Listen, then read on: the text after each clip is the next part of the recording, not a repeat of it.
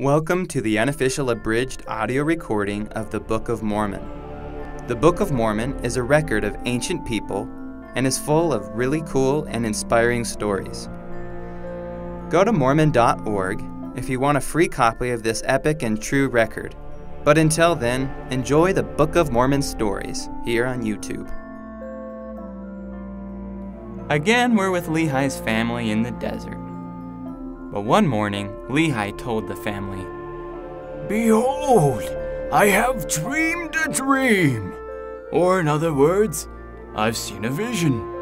And behold, because of the things which I've seen, I have reason to rejoice in the Lord because of Nephi, and also saying, for I have reason to suppose that they, and also many of their seed, will be saved. But behold, Laman and Lemuel I fear exceedingly because of you. For behold, methought I saw in my dream a dark and dreary wilderness. And Lehi went on to share his whole dream, which I'm going to help paraphrase here a little bit. Basically, he was walking in a dark, sort of scary place. And then he came upon a big open field. And in the field, he sees this tree whose fruit was really tasty and it could make a person really happy if they ate some.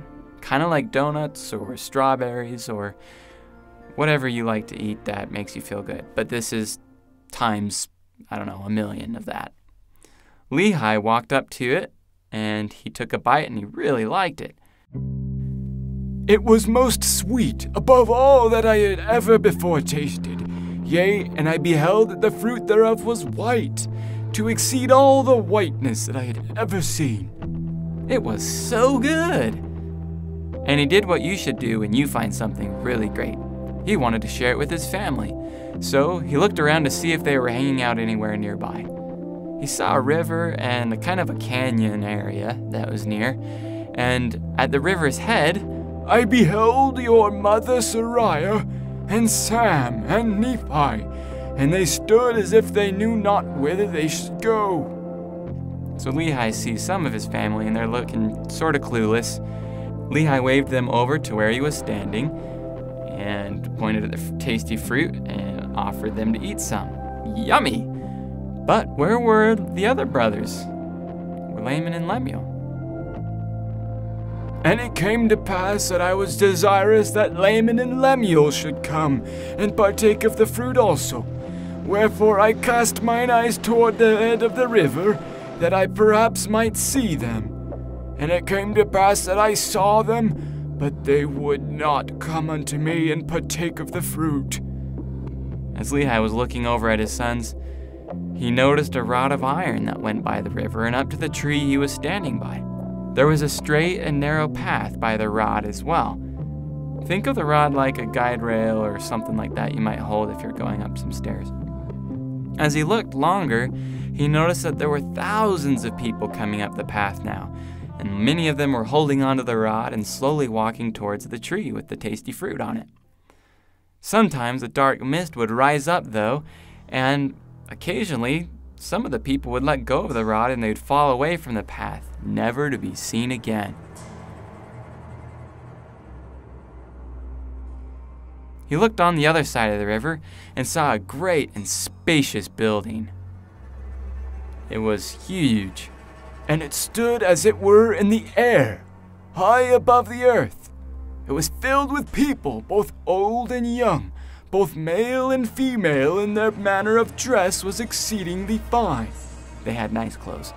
And they were in the attitude of mocking and pointing their fingers towards those who had come and were partaking of the fruit.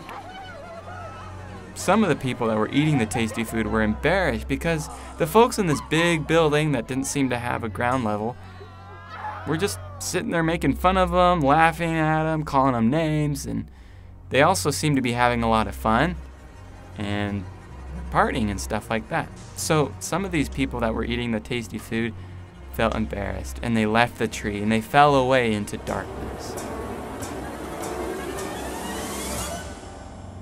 Lots of people kept coming up the path to the tree, but some saw the building on the other side of the river and they decided, "Hey, that looks fun. I'll go over there." Some of the people made it to the building and walked in there and began to laugh at all the other people that were trying to get the tasty fruit. But many fell into the canyon and the river and were lost. And great was the multitude that did enter into that strange building. And after they did enter into that building, they did point the finger of scorn at me and those that were partaking of the fruit also. But we heeded them not. Basically, Lehi's like, "Y'all can make fun of me, I don't care. I really am not listening to you guys. Not listening." So Laman and Lemuel never did eat the yummy fruit. And after Lehi shared his dream with everyone, he talked to his sons about how worried he was for them, fearing they would be cast off from God's presence. He tried all he could to help them see that they should follow the commandments and be good.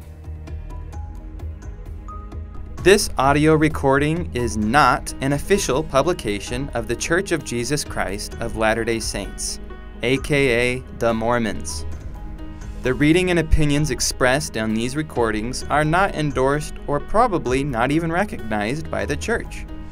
The YouTube channel Book of Mormon Stories is a personal project by me, Greg Williams, born out of my love and testimony for the book and the truths contained therein.